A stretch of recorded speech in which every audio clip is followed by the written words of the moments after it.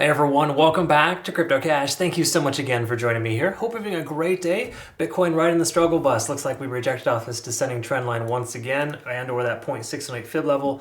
Difficulty closing above that 96.5 mark. So we'll talk about that and obviously liquidation levels that may be forming to the downside, something we need to be aware of. And also, of course, just the overall sentiment here of the market. So if you're new to the channel, welcome aboard. Hope you can learn something today. You want to become a better trader? CryptoCash.tech is a site. Link down below. Quick congrats to our community members here for some nice profits on our AVAX long, 12 hours, 32%. That is a 5x leverage trade, folks. So good movement on that coin there. One of the only coins really surviving here today, honestly. Had a nice little bull flag breakout. Anyways, if you saw my video, you'll know what it went into that. But at this point, I don't recommend taking longs or shorts. Really just the easy way to understand it, just throwing it out there. I haven't done any analysis yet today. The key takeaway I want you to understand is that when Bitcoin starts to rip back like this, a lot of altcoins will pull back. If Bitcoin stabilizes and it continues higher, we're fine. But if it continues lower, a lot of alts are going to suffer. Okay, so just please understand that it's best not to try to catch that falling knife, so to speak. So just a little heads up there. Obviously, we'll know by the end of this video if Bitcoin's worth taking a long or a short with, but we keep retesting that lower level. Generally speaking, not a favorable sign. Okay, so take a look here at the current price point. We can see that about 93.6 is that heavy concentration liquidation. That was that little area that didn't get fully swept before, and we got some late longs there, essentially with higher leverage, basically providing that liquidation. So we got basically 91.5. If you don't recall, previously 91.5 was the previous support level for us, so it makes sense that we got liquidation as low as that range. So 91.5 upwards of 93.5 as an easy round number to remember. That's the lower liquidation. Upper liquidation, things haven't changed too much. It is starting to get a little less intense, so I would say that shorts are either securing profits or closing their short position, one of the two. It's hard to know exactly what, but that is the case there. And if we look at macro, of course, we compare the two. The largest amount of liquidation is still to the upside. There's no other way around it. As far as like the last 30 days, we still got a lot of heavy shorts holding their short position open for quite a while. These positions been open for handful of days, and the problem with that though is, folks, that if you're not familiar with this, you get eaten up on fees if you're using high leverage. So those people are actually probably losing even though they're in a profitable trade. It's almost hilarious how terrible the pricing is there. So do yourself a favor, don't pay the exchanges, pay yourself, use lower leverage, and essentially and maybe even consider no leverage. You never know. Possibilities are endless. Anyways, whole point of me mentioning that is that the liquidation delta here keeps wavering between 1 and 2 billion. It is now at about 2 billion to the downside here, basically letting us know we have more shorts in play than longs, which does make sense considering we're in a descending type of trend. We're having trouble breaking that lower high pattern, so we need to recognize that. Furthermore, too, we can see open interest here, heaviest concentration at 96.3. That's that local resistance, and then of course we got 95.6 is that secondary amount. So most people who took some longs here recently with Bitcoin are underwater.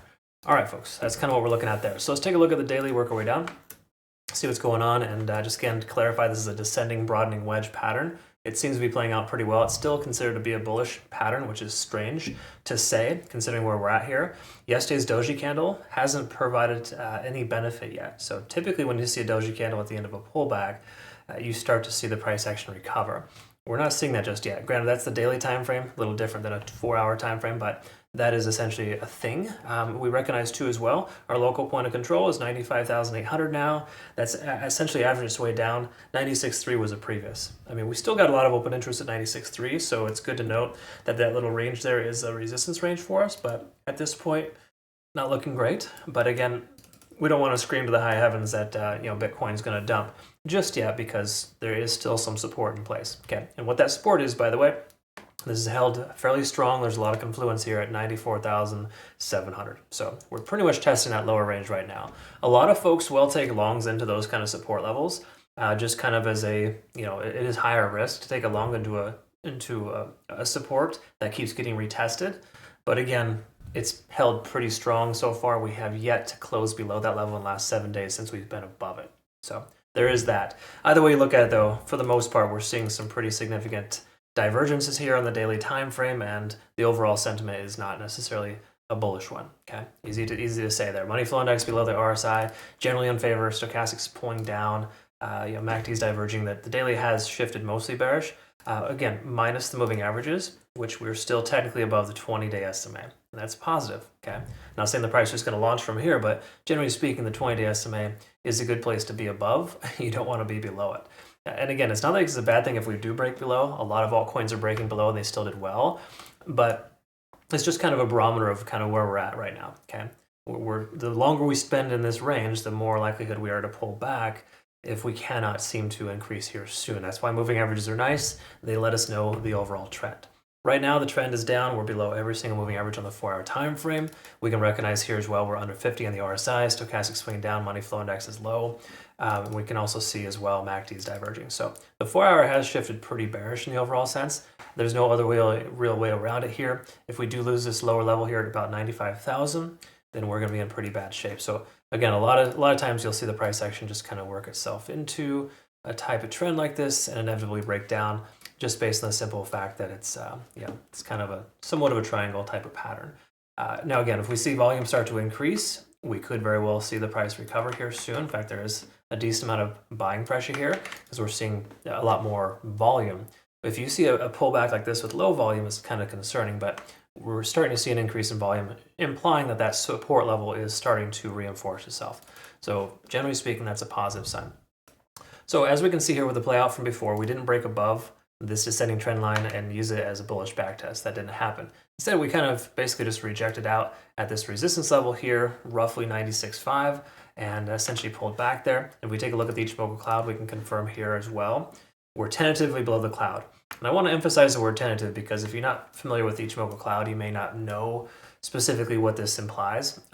These are basically a series of moving averages, the actual cloud itself. So with the bright colors here, the red and the green, don't worry about the colors. It's just mostly just a simple fact that that's an area you want to be above for a type of bullish trend. Now, typically you want to wait for at least 4 hours before you confirm the price is going in that direction. So if 3 or 4 hours from now the price is still down here, that would probably be a pretty good sign to either A, consider a short depending on your risk tolerance, or B, take a long, close your long rather, to ensure that you are not, gonna be taking a huge loss. So me personally, we have a long open pretty darn close to this average price point of low 95K range. If that doesn't end up, we end up closing at 95,000 or in this low 95K range later today, that'd be a cause for concern, okay? Between now and then, we want to give it a chance to be able to hold. Again, you can get false positives in a lot of cases where the price action breaks up here. This was essentially a bit of a fake out. Bitcoin's super good at that. And, since it didn't break our most recent high, it really wasn't worth taking a trade. So again, hindsight's 20/20, of course, but at this point right now, I think it's still a little premature to take a short. And it's also a little early to take a long too. And unfortunately, folks, that's just how the market is. The market's going to always give you a lot of indecisive moments. The majority of it is indecision. And a lot of times when you find that perfect entry, it could even still go awry. Like we had a perfect entry on Near Protocol and the price pumped 15 minutes later, right? So good and bad things can happen, but the important thing is to use low leverage, low position size, make sure you're using responsible trading. And that's kind of what I teach too. So if you're not familiar, CryptoCash.tech, I have a trading academy, community signals group.